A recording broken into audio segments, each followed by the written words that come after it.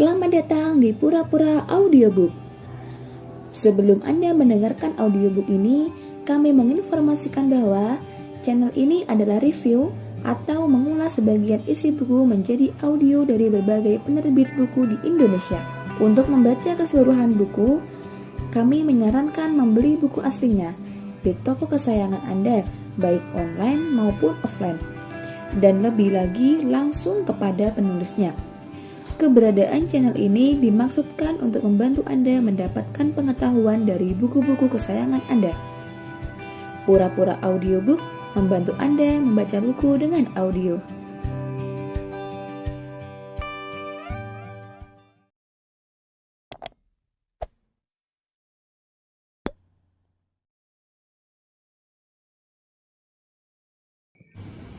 Kesempurnaan beragama. Kualitas beragama bukan hanya ditunjukkan oleh tingginya amalan ibadah yang dilakukan umat setiap harinya. Ada indikator lain yang utama untuk melihat seberapa tinggi kualitas keberagamaan, yakni variabel sosial. Tingginya derajat ketakwaan seseorang yang tidak terimbangi dengan perilaku sosial yang menjunjung tinggi nilai-nilai kemanusiaan oleh Allah tidak dimasukkan golongan orang-orang memiliki iman yang sempurna. Sebagaimana hadis Nabi Muhammad bahwa barang siapa beriman kepada Allah dan hari akhir, maka dia harus mau menghormati tamunya, menghormati tetangganya, berbicara yang baik atau diam sama sekali.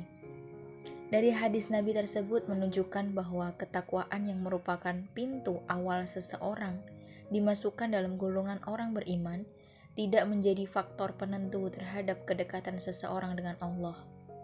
Sikap dan perilaku sosial yang menunjukkan keramahan, saling membantu, dan tidak menimbulkan konflik, apalagi kekerasan, serta gangguan sosial, merupakan bentuk kemuliaan seseorang di hadapan Allah Subhanahu wa Ta'ala.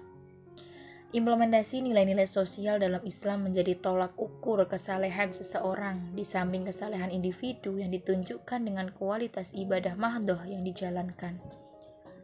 Dalam agama, sebagaimana diajarkan oleh Rasulullah mencakup aspek-aspek ketauhidan yang menjadi kesandaran pendidikan keimanan, aspek syariah yang menjadi pedoman pengamalan ajaran sebagai bentuk implementasi orang beragama, dan aspek akhlak yang menjadi sumber pendidikan akhlak dalam kehidupan.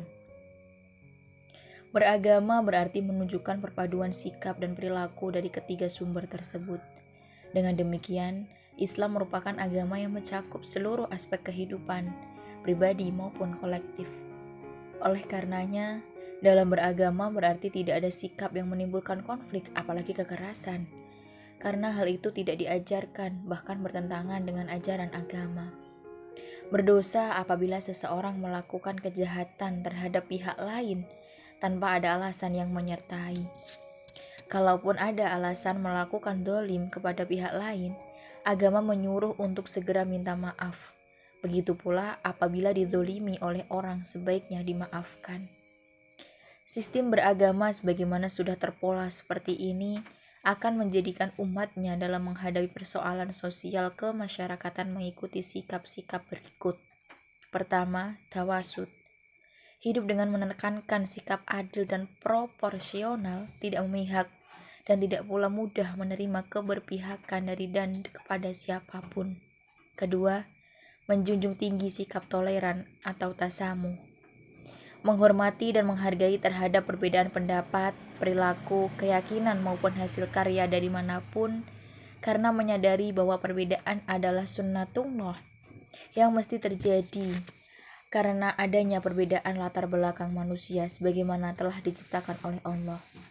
Ketiga, menjunjung tinggi keseimbangan berperilaku antara kepentingan dunia dan akhirat, individu dan masyarakat, ataupun lingkungan alam dan sosial. Seimbang dalam memperlakukan pihak lain sesuai hak dan kewajiban berdasarkan keadilan dan kebenaran. Keempat, sikap yang berpihak pada menegakkan perbuatan baik dan mencegah perbuatan munkar atau amar ma'ruf nahi munkar. Nilai baik dan munkar sudah tentu diukur dengan sumber-sumber yang dibenarkan oleh agama dan nilai-nilai kemanusiaan pada umumnya. Kelima, sikap inovatif. Menyadari adanya perubahan yang terus terjadi, maka diperlukan berpikir maju atau at-taqaddum agar dapat menyesuaikan antara tuntutan dunia baru dengan sikap dan perilaku manusia dalam kehidupan. Dalam kehidupan berbangsa dan bernegara, norma-norma agama menjadi pengikat dan sekaligus pembentuk etika sosial. Tidak harus dengan menjadikan agama sebagai dasar dan falsafah negara yang justru akan mendatangkan perseteruan antara pemeluk agama. Akibat keberadaan agama yang plural, penganut agama di luar agama yang menjadi dasar negara akan berupaya bagaimana agar mendapatkan porsi yang setara sebagai sumber rujukan dalam menetapkan kebijakan yang mengatur kehidupan. Jika hal ini yang terjadi, maka negara tidak pernah mencapai ketentraman dan kedamaian. Masing-masing agama cenderung berkeinginan menjadikannya dasar negara. Paling tidak muncul tuntutan secara proporsional menurut kuantitasnya. Atas dasar itu, para pendiri negara ini menjadikan Pancasila sebagai dasar dan bentuk negara yang sesungguhnya merupakan perwujudan dari kristalisasi nilai-nilai tradisi dan budaya lokal yang berkesesuaian dengan nilai-nilai Islam. Bila dilihat dari substansi sila-sila yang ada dalam Pancasila itu merupakan ajaran luhur dari Islam, seperti sila ketuhanan, sila kemanusiaan, sila persatuan dan kebangsaan, sila kedaulatan dan permusyawaratan, serta sila keadilan sosial. Karena itu, tidak ada alasan bagi agama untuk menolak nilai-nilai Pancasila yang juga isinya digali dari nilai-nilai tradisi yang sangat tinggi, sehingga dapat diterapkan dalam kehidupan nyata. Kerukunan dan keutuhan dalam negara kesatuan Republik ini akan tetap terjaga apabila menjadikan Pancasila dan Undang-Undang Dasar 1945 sebagai dasar negara.